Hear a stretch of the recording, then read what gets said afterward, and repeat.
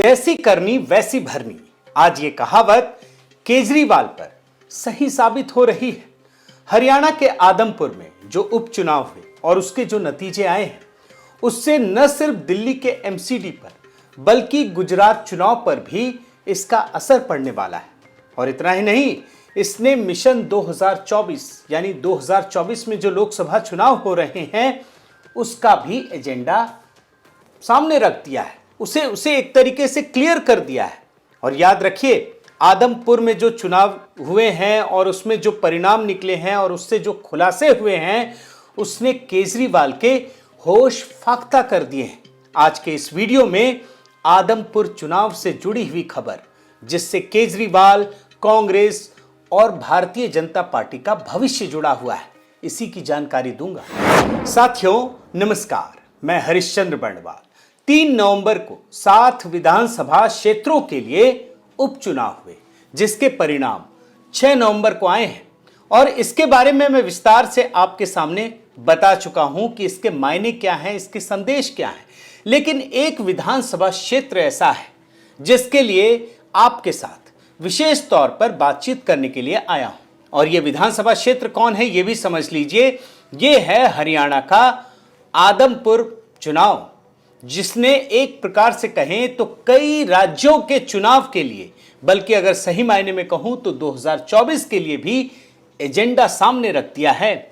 अब आप देखिए, आदमपुर में भारतीय जनता पार्टी के जो उम्मीदवार हैं भव्य बिश्नोई, ये 15,000 से अधिक मतों से चुनाव जीते हैं। ये वैसे तो बहुत ही सामान्य खबर है। भव्य बिश्नोई कौन है ये भी आप समझ लीजिए। ये पूर्व मुख्यमंत्री भजन लाल के छोटे बेटे कुलदीप बिश्नोई के बेटे हैं और उन्होंने अपने पद से इस्तीफा दिया, जिसके बाद ये चुनाव हुआ। और ये बड़ा ही प्रेस्टीज का चुनाव था, बड़ा ही महत्वपूर्ण चुनाव बन गया था। और इसके परिणाम क्या थे, मैं बाकी चीजें आपको बताऊंगा, एक बार आप देख लीजिए। इस चुनाव में भारतीय जनता पार्टी को 67,492 वोट मिले हैं, कांग्रेस को 51,752 वोट मिले हैं। इसके अलावा 2 और पार्टी, इंडियन नेशनल लोक दल को 5,248 वोट और आम आदमी पार्टी को 3,420 वोट मिले हैं। अब जिन प्रत्याशियों ने इसमें चुनाव लड़ा, उसके बारे में भी जान लीजिए, क्यों ये प्रेस्टीज का चुनाव था। कांग्रेस ने जिस उम्मीदवार को यहां से उतारा वो कौन है, आप देख लीजिए बड़े ध्यान से। 3 बार के सांसद हैं, 2 बार के विधायक हैं, नाम है उनका जयप्रकाश। और इसके अलावा वो केंद्रीय मंत्री भी रहे हैं।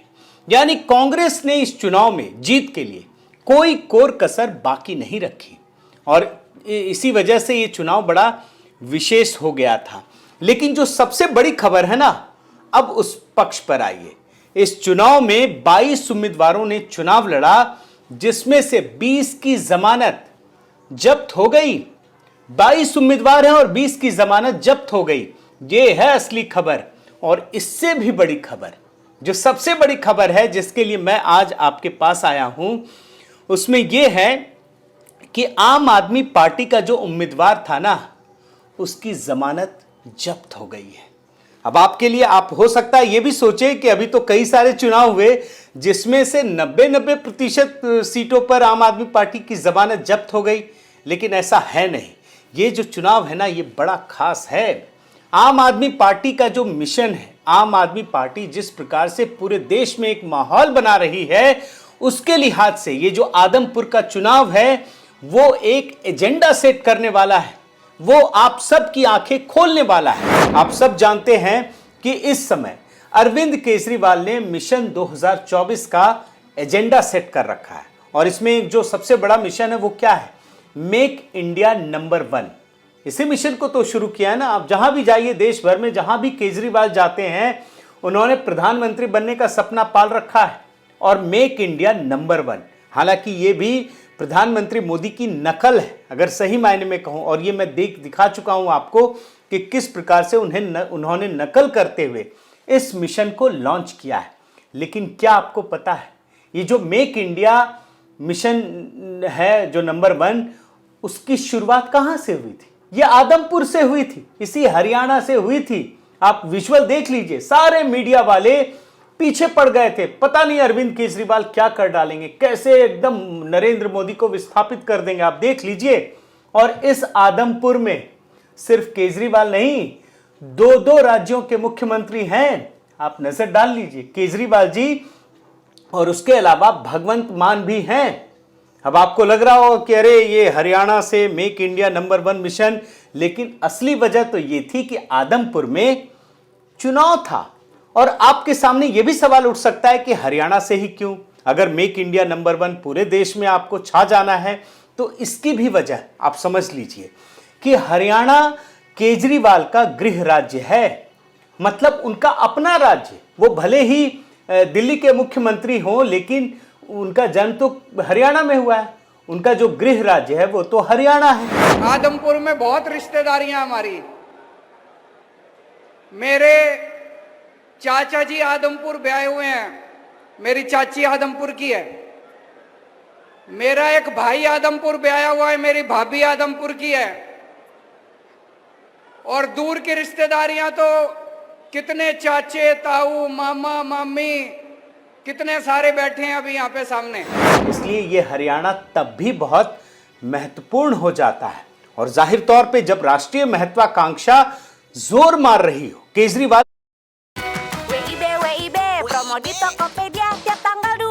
देश में छा जाने की हो, मोदी को विस्थापित करने की हो, तो हरियाणा तो उन्हें नंबर 1 लगेगा ना, प्राथमिकता में नंबर 1 होगा।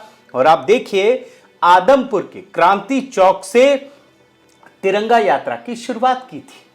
और एक बात और, इन्होंने जो उम्मीदवार बनाया था वो किसको बनाया था?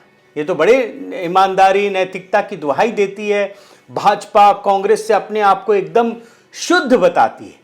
लेकिन जो इनका उम्मीदवार है ना, सत्येंद्र सिंह, वो भारतीय जनता पार्टी छोड़ करके आए थे और इससे पहले 2014 में कांग्रेस के टिकट पर चुनाव लड़ा था। तो ये है इनका उम्मीदवार। वजह एक ही है, क्योंकि ये हर हाल में जीतना चाहते थे। और जैसे ही इन्होंने उम्मीदवार को खड़ा किया, माहौल बनाना शुरू कर दिया तरह तरीके से। मैं तो आपको दिखा चुका हूं कि कैसे ये माहौल बनाते हैं, अभी मैं उसके बारे में भी बताता हूं। लेकिन मीडिया, सोशल मीडिया, हर तरह से इन्होंने माहौल बनाना शुरू कर दिया। और माहौल बनाने के लिए जो पहला काम करते हैं वो क्या करते हैं? वो ओपिनियन पोल, झूठ फरेब तमाम तरीके से। और आप देखिए ये ओपिनियन पोल, आदमपुर उपचुनाव कौन जीत रहा है? और देखिए, आपको आश्चर्य होगा, नतीजे भी देख लीजिए। आम आदमी पार्टी 67.7% और बीजेपी कहां है? 14%, 14.7%। और कांग्रेस 16, यानी भाजपा को तीसरे नंबर पे धकेल दिया। तो ये है आम आदमी पार्टी का खेल। अब ये भी हो सकता है कि आप कहें कि ओपिनियन पोल तो कोई भी कर सकता है, कोई भी चला सकता है। भाई ये बात भी सच है, लेकिन केजरीवाल जी के लिए तो इसका कोई महत्व नहीं है, क्योंकि केजरीवाल जो कहें वही सही। और इस ओपिनियन पोल को उनके कई विधायकों, मंत्रियों ने रीट्वीट किया। खुद आप देखिए ना, केजरीवाल जी भी कर चुके हैं, जो सोशल मीडिया में मुझे दिख रहा है। और इन परिस्थितियों में समझने की कोशिश कीजिए कि जब ये प्रचंड बहुमत से आदमपुर में जीत रहे हैं, आदमपुर में इन्होंने मेक इंडिया नंबर 1 मिशन शुरू किया, तिरंगा यात्रा की शुरुआत की, वहां पर इनकी जमानत जब्त हो गई है। अब आप समझने की कोशिश कीजिए कि केजरीवाल इसी प्रकार से हर तरफ झूठ और फरेब फैलाते हैं, ओपिनियन पोल के नाम पर भ्रमित करते हैं। अब मैं आपको दिखाता हूं गुजरात का उदाहरण। गुजरात में अभी चुनाव है, एकदम ढोल पीट रहे हैं कि जीत जाएंगे। अब देखिए, आप claims internal survey gives it 58 seats. ये वो पार्टी है जिसकी पिछले चुनाव में नोटा से भी कम वोट मिले थे, वो 58 सीट। और ये अप्रैल मई का है सर्वे। अब आगे बढ़िए आप। इसके बाद इन्होंने लोगों को भ्रमित करने के लिए झूठ बोला। अच्छा, इनका लेवल भी लगातार बढ़ता चला जाता है। ये पहले झूठ बोलते हैं, फिर बड़ा झूठ बोलते हैं, फिर उससे भी बड़ा झूठ बोलते हैं। अब एक झूठ देखिए, इन्होंने आईबी का नाम लेकर, इंटेलिजेंस ब्यूरो का नाम लेकर झूठ बोला कि आम आदमी पार्टी जीत रही है। एक छोटा सा बयान आपको सुना रहा हूं, आप सुन लीजिए। सूत्रों के मुताबिक आईबी की एक रिपोर्ट आई है। उस रिपोर्ट में गुजरात में आम आदमी पार्टी, आज अगर गुजरात में चुनाव हो तो गुजरात में आम आदमी पार्टी की सरकार बन रही है। और आप हैरान हो जाएंगे कि आज तक केजरीवाल ये नहीं बता पाए कि आईबी ऐसी रिपोर्ट बनाती भी है क्या? क्या आईबी की रिपोर्ट उनको मिली कहां से? किसने दिया? आज तक नहीं पता चला है, लेकिन उस झूठ को मीडिया वालों ने भी जमकर फैलाया। और जैसे ही फिर चुनाव का ऐलान हो गया तो जानते हैं क्या क्या इन्होंने, देख लीजिए। जनाब ने 90 से 95 सीट जीतने का ऐलान कर दिया।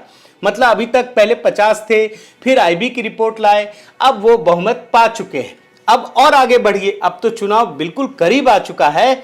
तो इन्होंने मतलब अभी आपने देखा होगा कि भारतीय जनता पार्टी ने अपने लिए सारे सर्वे भी आ चुके हैं, उसमें दिख रहा है कि भारतीय जनता पार्टी चुनाव जीत रही है। तो भाजपा ने, अमित शाह जी ने 150 सीट जीतने का लक्ष्य रखा है। तो केजरीवाल ने अपने झूठ का लेवल बढ़ाते हुए खुद के लिए भी यही भविष्यवाणी शुरू कर दी है। और याद रखिए कि ऐसा ही ओपिनियन पोल आदमपुर में भी किया गया था।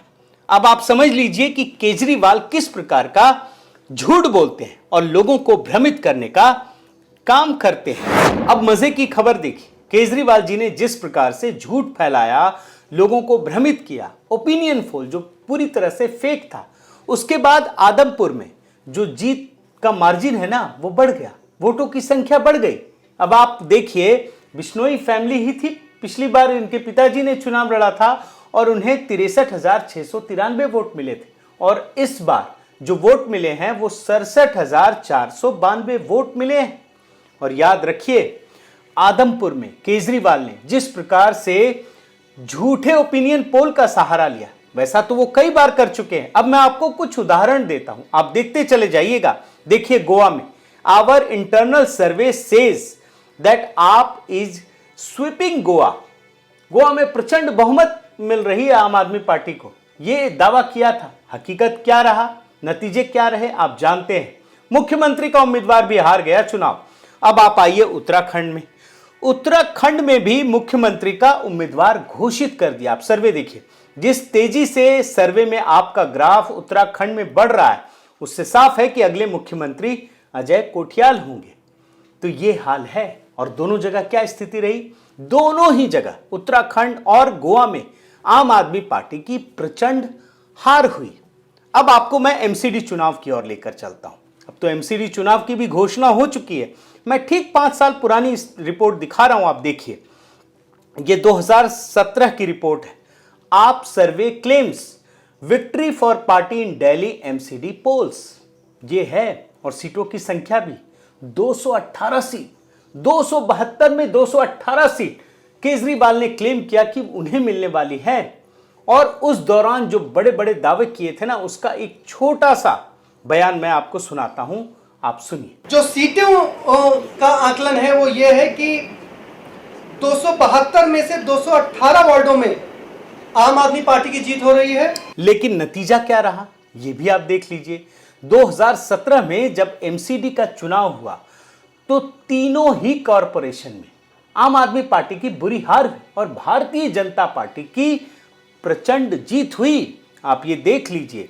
और इन परिस्थितियों में ये समझने की कोशिश कीजिए कि आदमपुर विधानसभा चुनाव के जो नतीजे आए और जिन परिस्थितियों में आए, जिस प्रकार का झूठ बोलकर केजरीवाल वहां चुनाव हारे हैं, ऐसे में आप गुजरात चुनाव तो भूल जाइए, उनका क्या हश्र होने वाला है ये तो बाकी रिपोर्ट में दिख ही रही हैं चीजें। लेकिन दिल्ली एमसीडी में भी अगर बहुत बुरी हार हो जाए तो आप आश्चर्य मत कीजिए।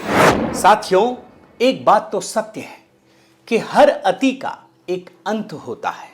केजरीवाल ने अब तक झूठ, फरेब, मोह माया, भ्रम का जो भी जाल बिछाया था उसका चरम हो चुका है, वो चरम पर उसे पहुंचा चुके हैं। अब कुछ नहीं बचा है, बल्कि उस जाल में उनके फंसने का समय आ गया है। ठीक इसी प्रकार जो बीज उन्होंने बोए हैं अब वो फसल के रूप में तैयार है और उन्हें ही इस फसल को भी खाना पड़ेगा। तो कुल मिलाकर ये समझिए कि जो रेवड़ी वाली पॉलिटिक्स है ना, जो वो झूठ फैलाते हैं ना, उसका असर अब केजरीवाल पर जल्द ही गुजरात चुनाव, दिल्ली चुनाव और लोकसभा चुनाव तक आपको देखने को मिलेगा।